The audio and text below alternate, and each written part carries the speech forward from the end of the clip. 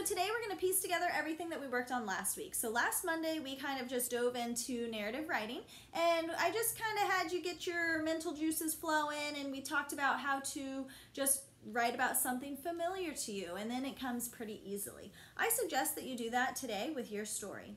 Today you're only going to be working on your story arc for your story. So it's important to kind of think about what your story is so that you know where it's going. It's okay to have something that's happened to you. I'm going to repost what we did last Monday, and there were kind of some questions that got your brain thinking a little bit, which might be helpful to you today. So think about if it happened to you, then it's probably going to be something easy to write about.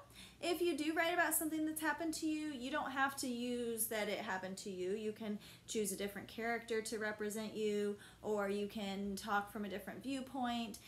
We've learned about viewpoints throughout the year. Okay, so make sure to look for that. I'm going to post those kind of brain stimulating questions. So again, today you're only going to be doing a story arc. So I'm going to bring you back to last Wednesday. Last Wednesday I read you Pecan Pie Baby, and then I showed you my own story arc.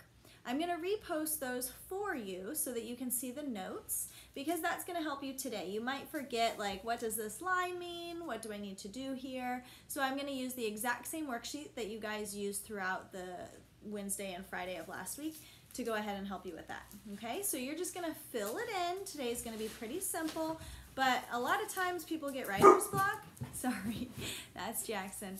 And this is just kind of to help you know where your story is going start to finish. And then throughout the week, we're going to kind of dive in, get a little bit closer in depth with our characters, with our setting, and then we'll kind of start our writing in the next couple weeks. Okay, so if you guys have any questions, definitely reach out. I'll see my class at least in the Zoom, but if you're in Mrs. Miles's class, you can always ask her any questions.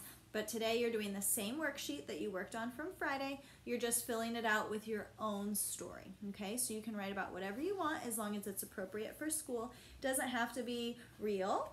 It can be fiction, nonfiction. It can have you as a character, not you as a character. This is really just fun, end of the year writing.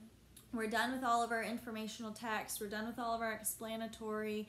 We're done with all of the things writing from texts. And now this is our creative writing. So this is when you kind of get to have a little bit of freedom in what you do. Okay? All right. Have fun.